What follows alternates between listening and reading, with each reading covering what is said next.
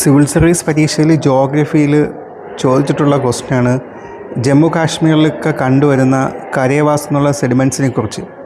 ഈ എന്താണ് കരേവാസ് എന്ന് പറയുകയാണെങ്കിൽ, ജമ്മു കാശ്മീർ ഹിമാലയൻ റീജിയനിൽ രണ്ട് പ്രധാനപ്പെട്ട റേഞ്ചസിനിടയ്ക്കായിട്ട് കണ്ടുവരുന്നൊരു അലൂവിയൽ അല്ലെങ്കിൽ ഗ്രേഷ്യേറ്റഡ് ആയിട്ടുള്ളൊരു സെഡിമെൻസ് ആണ് കരേവാസ്. ഇതെന്ന് പറയുകയാണെങ്കിൽ ഹൈലി ഫെർട്ടിലിറ്റി ഉള്ളൊരു സോയിലാണ്, ഫലഭൂഷ്ഠത ഏറ്റവും കൂടുതൽ ഉള്ള സോയിലാണ്. അപ്പോൾ നമ്മൾ കൾട്ടിവേറ്റ് ചെയ്യണമെങ്കിൽ ആ ക്രോപ്പിൻ്റെയൊക്കെ പ്രൊഡക്ടിവിറ്റി വളരെ കൂടുതലാണ്. പക്ഷേ ഈ ഡിപ്പോസിറ്റിൽ, ഈ സെഡിമെൻസിൽ കൾട്ടിവേറ്റ് ചെയ്തിരിക്കുന്ന ക്രോപ്സ് എന്ന് പറയുമ്പം ഏകദേശം നല്ലൊരു മെജോറിറ്റിയും സഫ്രോണാണ് കൾട്ടിവേറ്റ് ചെയ്തിരിക്കുന്നത്. അത് കഴിഞ്ഞാൽ ആൽമണ്ട്, ആപ്പിളൊക്കെ ഈ സോയിൽസിൽ ധാരാളം വിളയുന്നുണ്ട്. അപ്പോൾ ഇതെന്ന് പറയണമെങ്കിൽ രണ്ട് പ്രധാനപ്പെട്ട റേഞ്ചസിനിടയ്ക്കാണ് ഈ സോയിൽസിന് ഡിപ്പോസിറ്റ് വന്നിരിക്കുന്നത്. അതെന്ന് പറയണമെങ്കിൽ ഒന്ന് ഗ്രേറ്റർ ഹിമാലയൻ റേഞ്ചും അത് കഴിഞ്ഞാൽ പിന്നെ മിഡിൽ ഹിമാലയയുടെ ഭാഗമായിട്ടുള്ള പിർ പഞ്ചാൽ റേഞ്ചുമാണ് സാധാരണ ഈ പ്രദേശത്ത് കണ്ടുവരുന്നത്.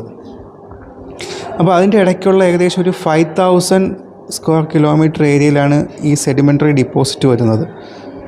അപ്പോൾ അതെന്ന് പറയുകയാണെങ്കിൽ ഇതിലൂടെ ഒഴുകിപ്പോകുന്ന വളരെ പ്രധാനപ്പെട്ട ഒരു റിവറാണ് ജലം റിവർ. അതോടൊപ്പം തന്നെ വളരെ പ്രധാനപ്പെട്ട ഒരു ലേക്കും ബാങ്കിലുള്ള ഡിപ്പോസിറ്റുമാണ് ഈ കരേവാസ് എന്ന് പറയുമ്പോൾ.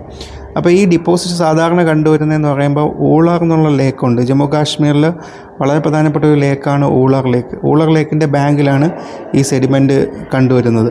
ഇന്ന് ഒരുപാട് പ്രശ്നങ്ങൾ, പരിസ്ഥിതിപരമായിട്ടുള്ള പ്രശ്നങ്ങൾ ഈ റീജിയൻ ഫേസ് ചെയ്യുന്നുണ്ട്.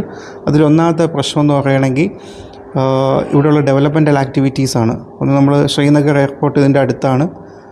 ഈ സോയിൽസിൻ്റെ സൈഡിൽ തന്നെയാണ് ശ്രീനഗർ എയർപോർട്ട് ലൊക്കേറ്റ് ചെയ്തിരിക്കുന്നത്. അത് കഴിഞ്ഞാൽ അടുത്ത പ്രധാനപ്പെട്ട ഇഷ്യൂ എന്ന് പറയുമ്പോൾ ബാരാമുള്ള റെയിൽവേ സ്റ്റേഷൻ, അതോടൊപ്പം തന്നെ റെയിൽവേ ലൈനൊക്കെ ഇതിലൂടെയാണ് പാസ് ചെയ്ത് പോകുന്നത്. പിന്നെ ശ്രീനഗർ ലിങ്ക് റോഡുമായിട്ട് ബന്ധപ്പെട്ടുള്ള ഡെവലപ്മെൻറ്റൽ ആക്ടിവിറ്റീസൊക്കെ അനുബന്ധിച്ച് ഒരുപാട് എക്കോളജിക്കൽ പ്രശ്നങ്ങൾ ഈ പ്രദേശം ഫേസ് ചെയ്യുന്നുണ്ടെന്ന്.